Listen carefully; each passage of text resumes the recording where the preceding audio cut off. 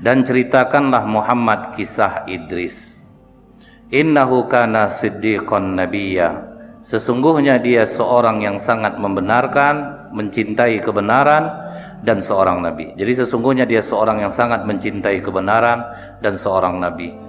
Jadi seolah-olah Allah mengatakan apa, Bu? Ceritakan tentang Idris ini. Nah, ciri Nabi Idris ini apa kata Allah, Pak? Mencintai kebenaran. Dia mencintai kebenaran dan dia adalah seorang nabi. Kalau sekarang ini, Pak, salah satu tanda hari kiamat itu adalah sulitnya kita menemukan mana yang benar, mana yang salah. Jadi kalau kita ingat, apakah baru sekarang terjadi? Rasulullah pernah mengatakan, Bu, jarak antara aku dan hari kiamat sedekat 2 jari ini. Kalau kita hitung usia Rasulullah sampai hari ini baru 1,5 hari, Pak. Karena 1 hari di akhirat sama dengan 1000 tahun di dunia. Jadi sampai hari ini 1500 tahun Rasulullah dari mulai lahir sampai sekarang. Kita tidak hitung hijrah dari Rasulullah lahir. 1500 tahun lebih kurang, berarti baru 1,5 hari. Nabi Adam 1 jam di surga sama dengan 83 tahun. Nah, jadi itu, Pak. Jadi Nabi Idris ini dipuji Allah karena mencintai kebenaran. Kemudian wa rafa'nahu makanan 'aliyya, dan kami telah mengangkatnya ke martabat yang tinggi. Kalau dalam kitab Qisasul Anbiya karya Ibnu Katsir rahimahullah, tidak ada kisah tentang pertemanan antara malaikat Israil dengan Idris. Itu kita dapatkan di kitab lain. Tapi kalau di kitab Qisasul Anbiya, maksud dari ayat ini apa, Pak? Malaikat maut mencabut nyawa Nabi Idris itu di langit ke-4. Jadi dibawa dulu oleh Jibril ke atas sampai di langit ke-4 dicabut. Itu maksudnya dia diangkat ke derajat yang tinggi. Tapi kalau dalam riwayat lain itu nanti akan berbeda. Nah, kita ketahui dulu, Pak. Kita kenalan dulu nih. Nabi Idris ini keturunan ke-6, anak dari Qabil dan Iklimah. Jadi dia ini anak dari pernikahan antara Qabil dan Iklimah. Qabil mendapatkan Iklimah lewat pembunuhan, Pak. Karena dia tidak senang dengan Habil. Habil itu lebih kuat daripada Qabil. Tetapi ketika dia dibunuh, apa kata lain basatta yadaka? Kau bunuh aku tidak akan melayangkan tanganku untuk membunuhmu. Jadi dia tidak mau melawannya. Nah, kemudian, Pak, tugas Nabi Idris ini dapat wahyunya umur berapa, Bu? 82 tahun, Pak. Artinya tidak ada batas usia untuk kita mendapatkan ilmu. Nah, 82 tahun baru dapat wahyu. Apa kelebihan yang diberikan Allah kepada Nabi Idris? Manusia pertama yang pandai baca tulis pertama, Pak. Makanya wahyu yang pertama diberikan ke Rasulullah itu Iqra bismi rabbikal ladzi khalaq khalaqal insana min 'alaq Iqra wa rabbukal akram alladzi 'allama bil qalam. Mengajarkan lewat pena, baca tulis. Ahli-ahli sejarah tidak pernah tahu bentuk dinosaurus, Pak.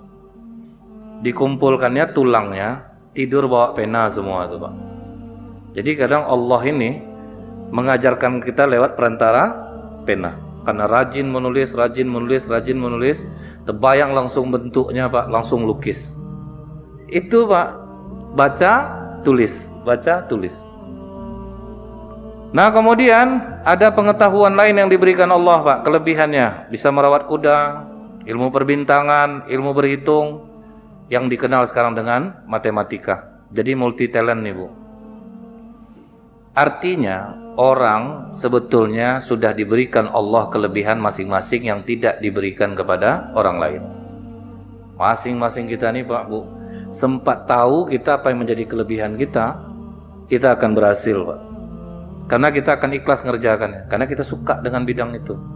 Kemudian, Pak, gelar dari Nabi Idris ini Asadul Usud, artinya singa. Singa ini, Bu, yang diambil kenapa digelari singa itu, Pak? Singa itu kuat, berani, dan percaya diri. Yang lainnya jangan diambil. Jangan nanti dibilang orang, tidak tahu Ustaz sifat singa itu. Tahu, Pak, singa ini jangan diikut semuanya, Pak. Dia 3 ini aja yang boleh diikut. Jangan bapak dibilang orang, bapak nih macam singa, bangga bapak pak. Karena takutnya yang di luar 3 ini pak, singa yang cari makan kan betina bu. Jadi siapa bapak yang tidak kerja, istri yang kerja, singa lah bapak tuh. Janganlah bangga. Saya nih Ustadz, banyak orang manggil saya singa, bangga kita pak. Singa tidur 20 jam sehari ya, singa lah tuh. Kalau bapak punya anak tidurnya, ya singa kau nih. Anak bangga lah. Padahal pemalas, 20 jam tidur 1 hari singa jantan. Yang cari makan, singa betina. Cuman yang diambil itu 3 di atasnya tuh pak, yaitu kuat, berani, dan percaya diri. Itu singa. Tidak semua sifat dia.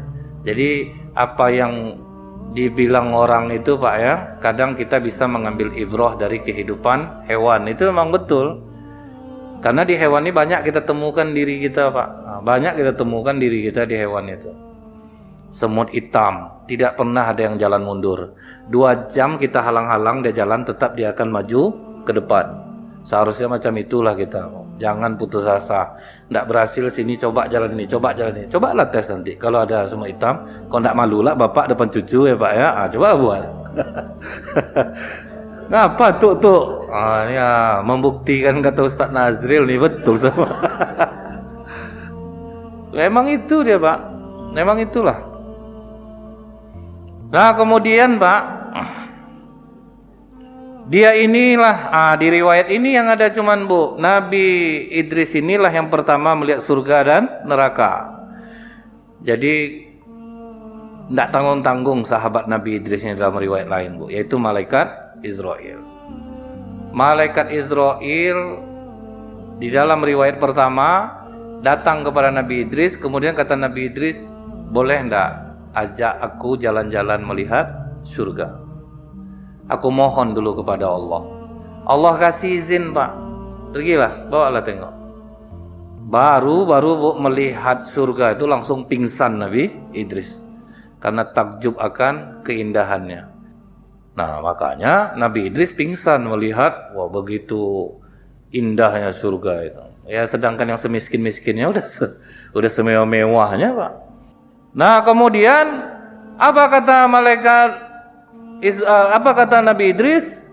Aku sudah melihat keindahan surga, ajak aku ke neraka. Belum pula sampai ke neraka, Nabi Idris langsung pingsan pula. Jadi pingsan ini pun ada 2, karena bahagia, karena menderita. Begitu juga dengan nangis, ada nangis bahagia, ada nangis menderita. Membedakan air mata kan udah tahu pak ya. Kalau nangis bahagia dingin, kalau nangis sedih takut panas. Jadi kalau ada ibu yang kematian suami nangis, jangan langsung percaya, rasa dulu air matanya. Kalau pasti rasa dingin, kok bahagia kakak abang mati ya kak. Enggak, udah ketahuan langsung tuh pak. Cuma kebanyakan itu bukan di ibu, bawa bapak bu. Nangis pas cupika-cupiki pak, dingin air mata bapak ini. Bahagia dia berarti itu pak.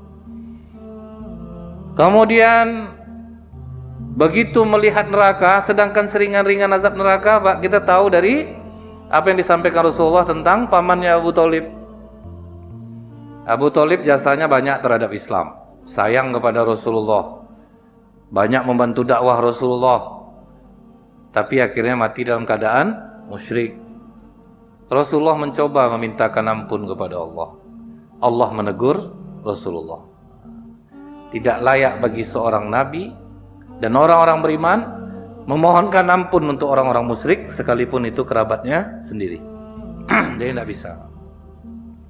Apa kata Rasulullah? Kalau bukan karena aku, pamanku ini diletakkan di neraka yang paling bawah.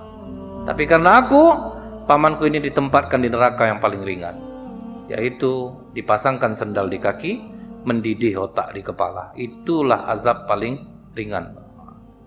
Apa enggak pingsan Nabi Idris jadinya pak? Kemudian pak, aku betul-betul takut sekali dengan azab Allah ini. Mudah-mudahan iman aku semakin tebal karenanya. Nah itulah Nabi Idris jadi kuat dia beribadah itu pak. Makin menambah ibadahnya. Nah informasinya kita udah tahu, tentu juga akan menguatkan kita untuk beribadah. Jadi Nabi Idris karena dia udah tahu, secara duniawi Nabi Idris itu kuat, secara ukhrawi dia juga kuat. Jadi ini komplit Bu. Pencariannya banyak, dia pintar, dia menjahit, tetapi juga ibadah dia kuat. Kalau kita Pak ibadah kuat, dunia terlupa. Dunia kuat, akhirat pula terlupa. Nah jadi Pak, di sini tidak ada sambungan malaikat Israel itu tinggal di surga, itu tidak ada sambungan ke sana. Nah setelah itu Pak, mulai malaikat Israel datang lagi kepada Nabi Idris dalam bentuk manusia, bertamu ke rumah Nabi Idris, tetapi asal disuguhi makanan tidak mau. Artinya Nabi Idris juga tidak tahu bahwa yang datang ini malaikat. 4 hari bersama Nabi Idris, akhirnya Nabi Idris curiga, siapa kau ini sebetulnya nih? Aku Israel. Lo 4 hari kau sama aku, kapan kau nyabut nyawa orang? Itu mudah bagi aku. Mudah bagi Pak. Maka bisa orang mati serentak kadang Pak ya. Terjadi bencana, janganlah kita bayangkan deh sibuk betul lah malaikat ambil situ lari itu. Nggak bisa kita artikan macam itu Pak. Mudah bagi aku kata Israel. Kemudian setelah puas berkeliling Pak, kemudian Nabi Idris ini mengatakan kepada malaikat maut ini, aku ingin menghabiskan malam-malamku untuk beribadah kepada Allah. Jadi rupanya malaikat Israel ini datang karena kerinduannya kepada Nabi Idris. Nah Nabi Idris inilah Pak yang akhirnya anak cucu Adam yang mulai membelot-belot yang kajian kita sebelumnya. Waktu zaman Nabi Syed tersebar zina, nyanyian, itulah yang didakwahi oleh Nabi Idris. Nah kebetulan dia punya ekonomi yang kuat, agak lebih mudah untuk mengajak orang.